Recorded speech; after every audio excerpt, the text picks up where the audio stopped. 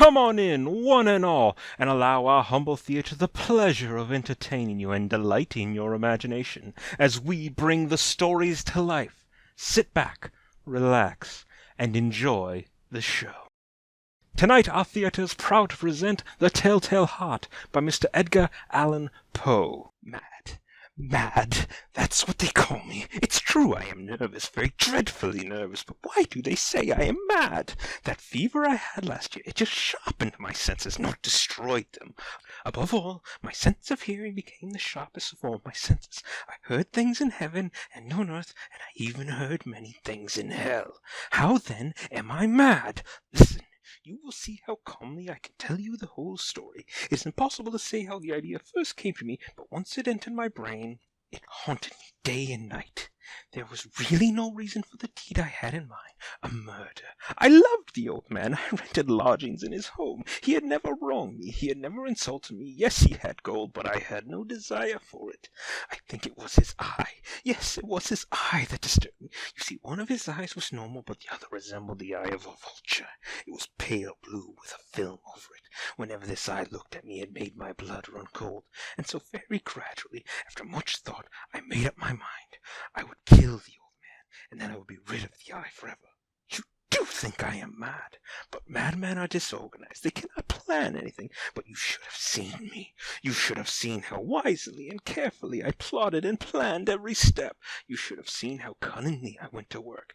Never was I kinder to the old man than during the whole week before I killed him. Every night, about midnight, I turned the latch of his door and opened it oh so gently, and then, when it was opened just wide enough for me to fit my head in, I reached a dark lantern into the room. The lantern was all closed so no light shone out. Then I thrust my head in. I moved slowly, very, very slowly, so that I would not disturb the old man's sleep. It took me an hour to place my whole head far enough inside the doorway to see him as he lay upon his bed. Ha! Would a madman have been so careful? Then, when my head was well into the room, I opened the lantern cautiously.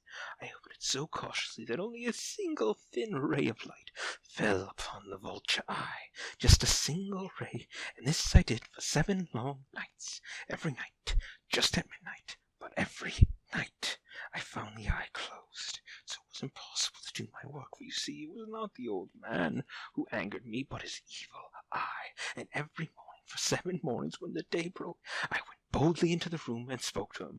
I called him by name in a hearty voice and asked how he had spent the night.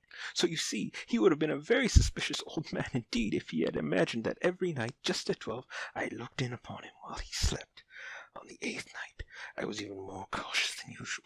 In the opening of the door, the minute hand of a watch moved more quickly than my hand did. Not until that night did I feel the extent of my own power. To think that there I was, opening the door, little by little, and he did not even dream of my secret deeds or thoughts. I could scarcely contain my feelings of triumph. I laughed to myself at the idea. Perhaps he heard me, for he moved on the bed suddenly, as if something startled him. Now you may think that I drew back, but no. His room was completely black, in total darkness, for he always kept the shutters closed out of fear of robbers. I knew that he could not see the opening of the door, so I kept pushing it slowly, steadily inward. Finally, I had my head in. I was just about to open the lantern when my thumb slipped upon the tin fastening. The old man sprang up in the bed. "Who's there?" he cried out. I kept quite still and said nothing. For a whole hour I did not move a muscle, yet in all that time I did not hear him lie down. He was still sitting upon the bed, listening, just as I had been doing night after night, listening to the death watches in the wall. Those tiny beetles who beat their heads against the woodwork and make a ticking noise. These ticking noises are said to predict death. How right those predictions would be this time. Soon I heard a slight groan. I could tell it was not a groan of pain or grief. Oh no, I knew it was the groan of mortal terror. It was the low, muffled sound that comes from the very bottom of a man's soul. I knew this sound well. Many a night, just at midnight, when all the world slept, the very same groans had come up from within my own soul, deepening the terrors that I felt. I say I knew that sound well. I knew what the old man was feeling, and I pitied him, although I laughed again to myself. I knew that he had been sitting there awake ever since the first slight noise, when he had sat up in the bed. His fear had been growing upon him ever since. He must have been trying to imagine a way he could not. He must have been saying to himself, "It's nothing but the wind in the chimney," or It is only a mouse crossing the floor. Or it is merely a cricket which has made a single chirp. Yes, he was trying to reassure him with all these comforting ideas, but they were all in vain, because death with his black shadow before him was approaching, and it was that shadow of death that caused the old man to feel, although he neither saw nor heard, to feel the presence of my head within his room. I waited a long time, very patiently, without hearing him lie down, so I sighted open one of the slits of the lantern just a little. You cannot imagine how silently, how stealthily I opened it until a single dim ray of light came out of the opening and fell upon his eye, his vulture eye. The eye was open, wide open. I grew furious as I gazed upon it. I saw it distinctly as a dull blue with a hideous veil over it. It chilled the very marrow in my bones. I could see nothing else of the old man's face or body because I had directed the lantern's ray precisely upon the vulture eye. I have said before that what people mistake for madness is really the exceptional sharpness of my senses, and my sense of hearing was at its sharpest. There came to my ears a low, dull, quick sound, a sound that might have come from a watch, that it was wrapped in cotton.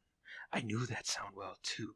It was the beating of the old man's heart. That beating increased my fury, just as the beating of a drum increased the courage of a soldier.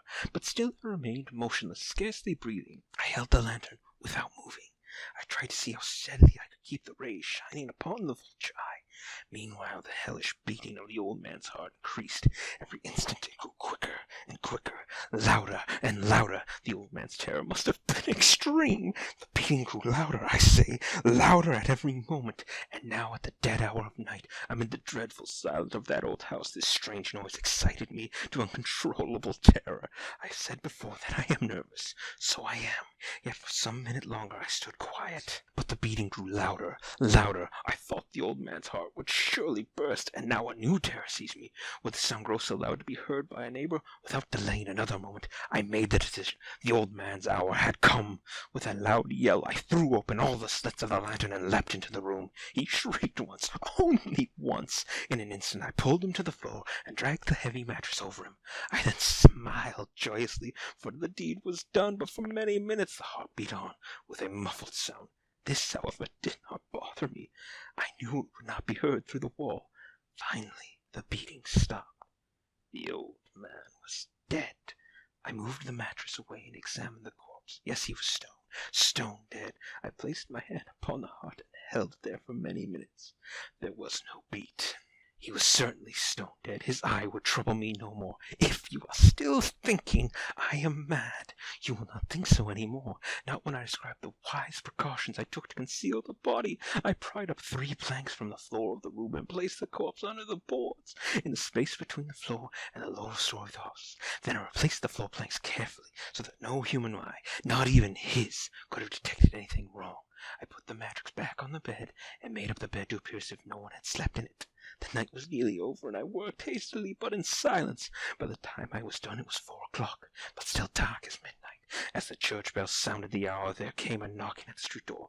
With a light heart, I went down to open it, for what had I now to fear? 3 men stood there. They introduced themselves with great politeness as police officers. A shriek was heard by a neighbor during the night. One of them explained. This neighbor suspected foul play and had come to the police office. We were sent to search the building. I smiled at them, for what had I to fear? Come in, come in. I welcomed the officers. The shriek, oh dear, I'm sorry anyone was disturbed. That was myself. A dream, you know. Nightmare. All right now. Thus talking, I led my visitors through the house. The old man, away, you know, gone to rest in the country for a few days, but come and see for yourselves. I took my visitors all over the house. I told them to search well. Finally, I led them to his room. I showed them his treasure, secure and undisturbed. Full of confidence, I brought chairs into this room and told the officers to rest here after their labor. I myself was feeling so bold because of my perfect triumph that I placed my own seat upon the very spot on the floor on which rested the old man's corpse. I was amazingly at ease. The officers were satisfied. My manner had so convinced them of my story that I sat and chatted of familiar things and answered cheerily. But after a while I began to wish they would go.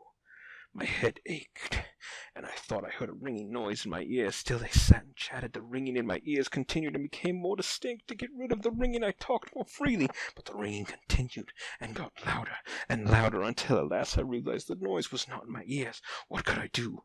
I grew very pale, but I talked even more freely and in a louder voice. Yet the sound increased. It was a low, dull, quick sound, a sound that might come from a watch that is wrapped in cotton. I grasped for breath, and yet it seemed the officers heard nothing. I talked more quickly, more loudly, but the noise increased steadily. I stood up and argued about an unimportant matter. I argued in a high-pitched voice and with violent gestures, but the noise steadily increased.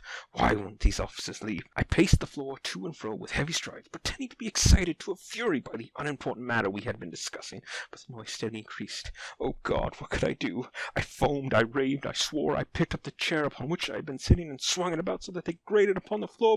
But the noise of the chair grating upon the floorboards was drowned out by the other noise. As it continually increased, it grew louder, louder, louder. And still the men chatted pleasantly, and still the men smiled. Was it possible they heard nothing? Almighty God, no, no. They heard, they suspected, they knew. They were making a mockery of my horror. That is what I thought at the time, and that is what I think still today. But oh, my agony! Anything would be better than this agony. Anything would be easier to bear than their mockery. I couldn't stand their mockery and smiles anymore. I felt that I had to scream or die, and now the noise came again. Listen. Louder, louder, louder. Villains, I shrieked at the police officers. Do not pretend me any longer. Do not mock me any more. I admit everything. Tear up the planks. Here, here. It is the beating of his hideous heart. Thank you, folks. That is our show. The theater thanks you. Please do come and see us again. And remember, in this theater, the show always goes on.